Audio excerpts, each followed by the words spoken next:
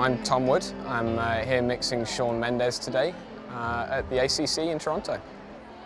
So I started in sound, I guess I was probably about 16 years old, and I was actually a pianist, so I was a musician first and foremost. And I had a really awesome piano teacher who, to give me more of a flavour of the music industry, thought that it would be cool to take me into the recording studio one day when he was in a session. And unfortunately for him, I totally fell in love with that side of recording, and then went out and discovered that live sound was what I really enjoyed over the studio stuff. And over the course of the next few years, the passion grew, and thankfully the work did too. It's one of the exciting and almost nerve-wracking things about today is that being at the ACC in Toronto, this now is a hometown show. I've lived in Canada for just about 4.5 years, and I can remember one of the first sights I ever saw of Toronto was coming in off the highway was the ACC, was this venue. So yeah, it means a hell of a lot to be back here today and to be doing this with a Canadian box, with a Canadian artist, and to be a proud near Canadian as it is at the moment for me. So this is a very special day, very special. One of the most exciting things and comforting things about having the system that we've got out on the road right now is that we are going from such small theatre-style venues, even smaller in some cases, right up to a venue like this, which is way into the thousands.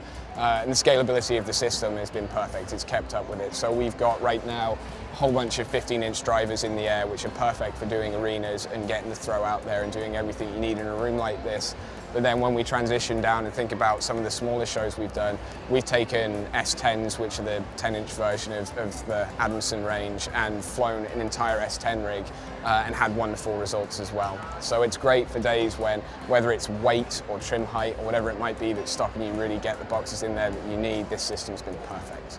Yeah, the impressive thing I think over the competition was when I walk the room, I really have to look up and see where I'm standing in relation to the box because I can't feel that like on-axis beaming that I get a lot from some of the other guys.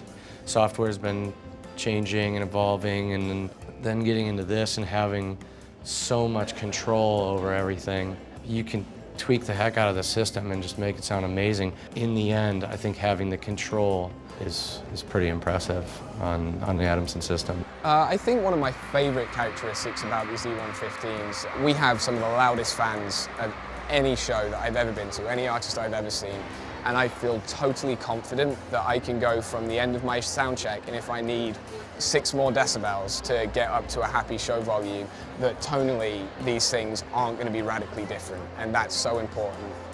It's a powerful box, man. It goes forever. I mean, we did an outside gig the other day that was just forever long. I didn't think that you were going to be able to hear it, 500 feet out, and it was really nice. It was impressive. I appreciate the support too. That's killer. I don't have anybody from any of the other competitions actually that come out and do a load in and a load out with me. So I really do appreciate it. It's killer. We couldn't have done a couple of these shows without the support from Adamson for sure.